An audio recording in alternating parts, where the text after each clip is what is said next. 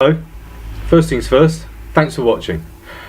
I've been vaping for just over 3 years now, and maybe time is to share some of what I've gathered and gleaned over those 3 years. The first thing I'm going to start with is the GS-H2. I bought half a dozen of these on eBay for £3.45, which works out at 59p each. Cheap as chips. They're good. They're a bottom coil affair going on down there, but they're rebuildable. They're easy to rebuild and they're really cheap to rebuild. They don't last forever. Where the plastic here meets the metal there, this little seal just going around here, sometimes they'll give out when it gets screwed down and pushed down and put in your pocket. They don't last forever, but they last me months and months and months. They don't lose flavour because you can rebuild them. They're very easy to rebuild, cheap as chips to buy, cheap as chips to rebuild. I just thought I'd share this with you. So if you want to carry on watching, I'd really appreciate it, and I hope it's good for you.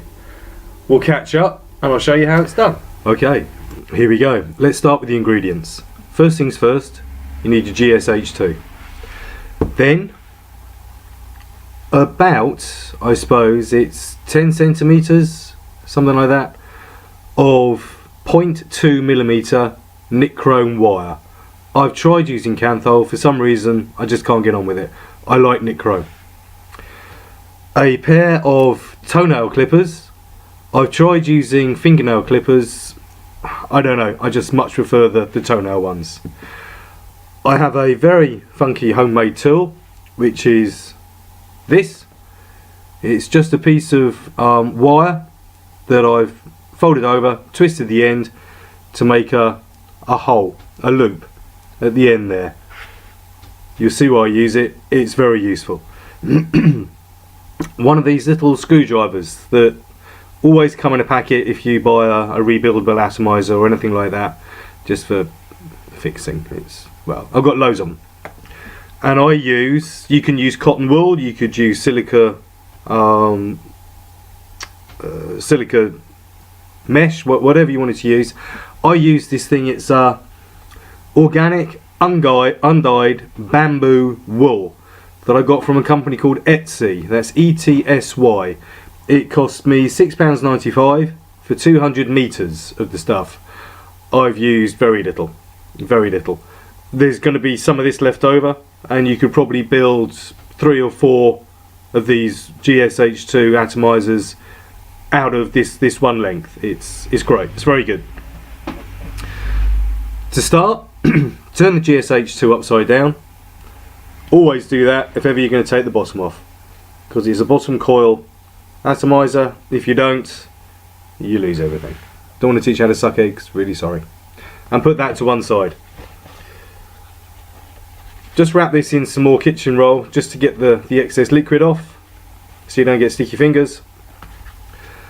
Grasp that metal bit there and just push it backwards and forwards, and off it pops, just like that. Put that to one side. Then unscrew the bit that actually holds the wick and the wire from the base there. It just unscrews simply, just like that. There's the base. Put that to one side. That's the actual coil in the atomizer. The metal pin at the bottom there helps if you've got fingernails. Grip it either side and just pull it out. There it is. Put that to one side. The insulating sleeve in there now. Again, grip that and it just slips off. Put that to one side. Push the wire, the tails up, grasp the wick, and out it comes. There's your wick. Throw that away. Give it another clean.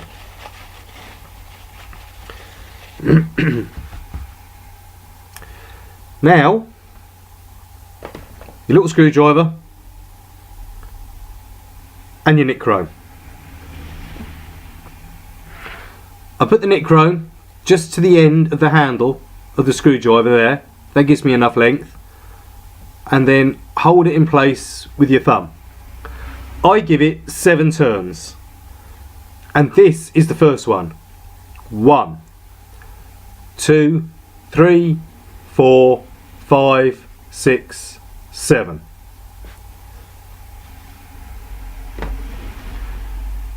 Pull the tails down.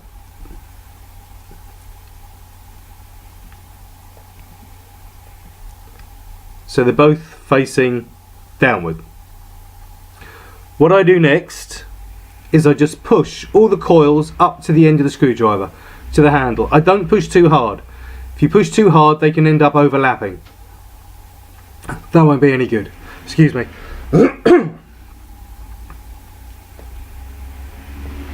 And then pull them off. There's your coil.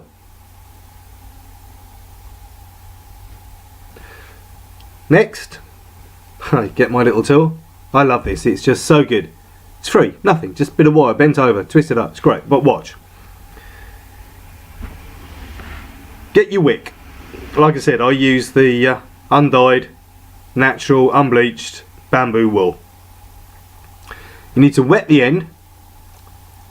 You can wet it with your mouth, you can use e-liquid, whatever, and thread it through the loop, like that.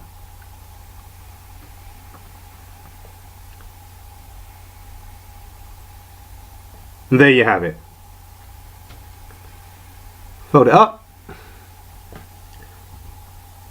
and then pass it through the coil.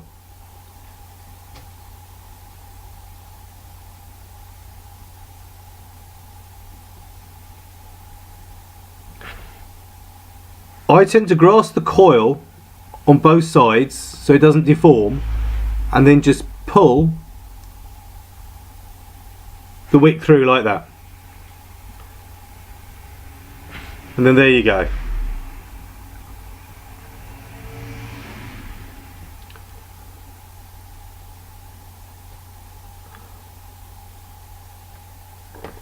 Cut the end off, but don't cut your little tool. You have to make another one. Now, it's not difficult, but it's the principle.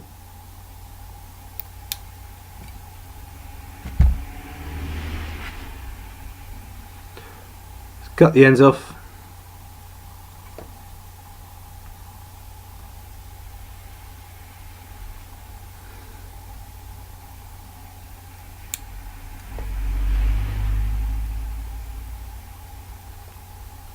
And the same on the other side.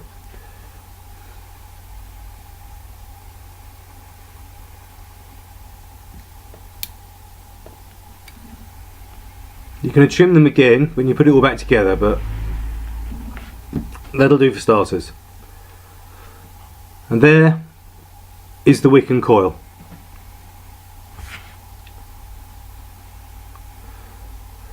Straighten the tails.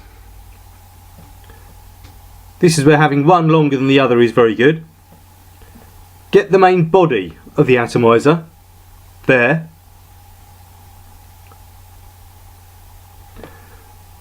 And thread the long tail through, and then the short tail always follows.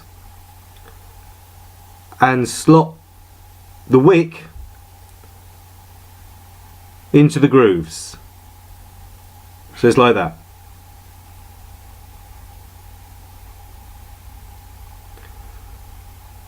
I put my thumb over the end, so I hold it that way. Get one of the tails and fold it over. It just seems to stop anything moving around. Get the insulating sleeve,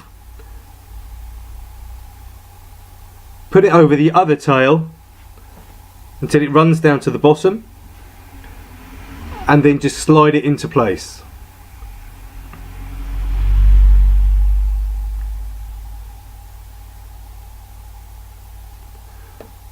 And when it's in place, it just sounds like it feels right. It just pushes in, and you know it's seated. Then get the little metal pin and put that in the middle.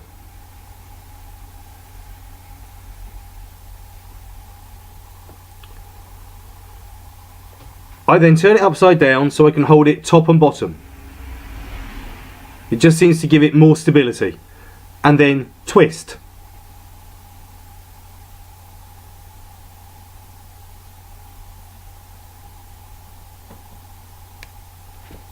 Throw that away. I do the twisting thing because trying to cut very close to the edge, sometimes you can end up with a bit hanging out. That can cause a short. So I tend to do the twisting thing. If you flame your wire first, when it comes to doing the twisting thing like this, it just breaks easier. And then if you look inside, you coil round your wick. At this point, I then prime it.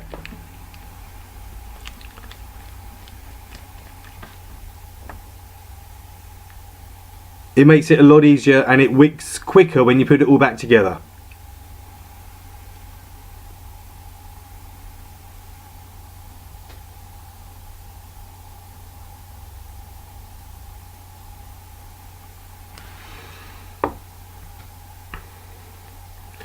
Put the atomizer back into the housing.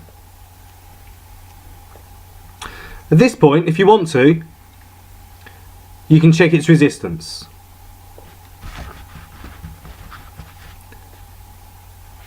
If I put it on my LVT, it's easier if I take the collar off. I put it on the LVT.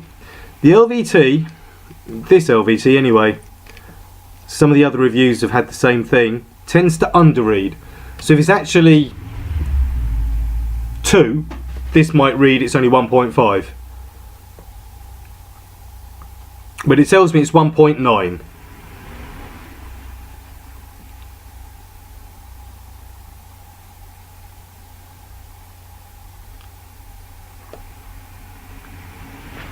I was guessing it was going to be at 1.7, but 1.9 is good. Take it off.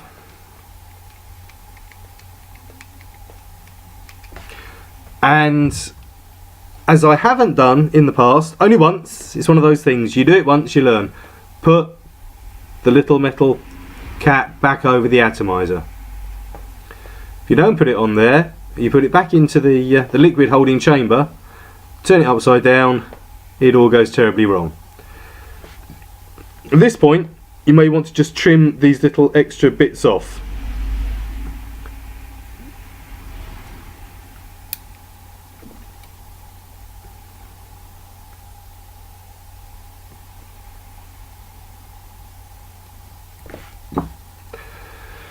Find the other half of your GS-H2, turn it upside down and put it back together.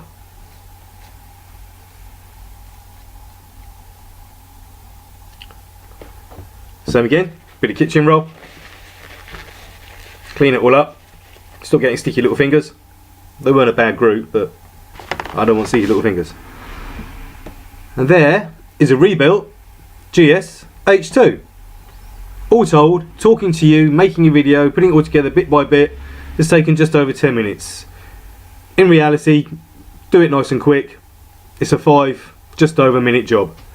And this will last days, a week, depending on how much you use it.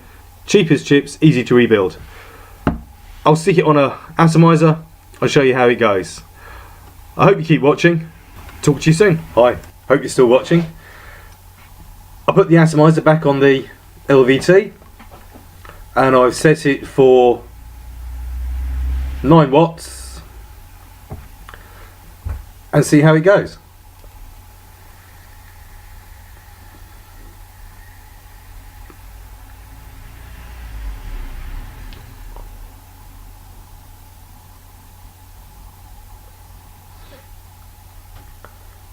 That's good. It's pure, it's clean. I use House of Liquid, Puros Naturalis, and I think it's the best liquid. I've used it for years. I don't use anything else. I just use that. And I get a good flavour out of this.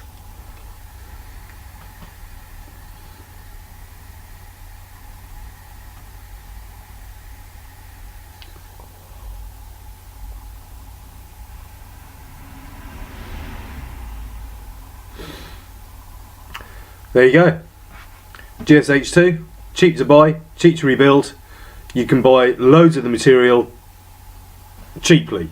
The wool, as I said, was £6.95 for 200 metres, and 6 of these Atomisers for £3.45. That works out at 59 pence each. I keep looking because I've got it written down so I forget. I hope this helps. I hope it does you good. Keep vaping, and hopefully I'll catch up with you another gem. Bye.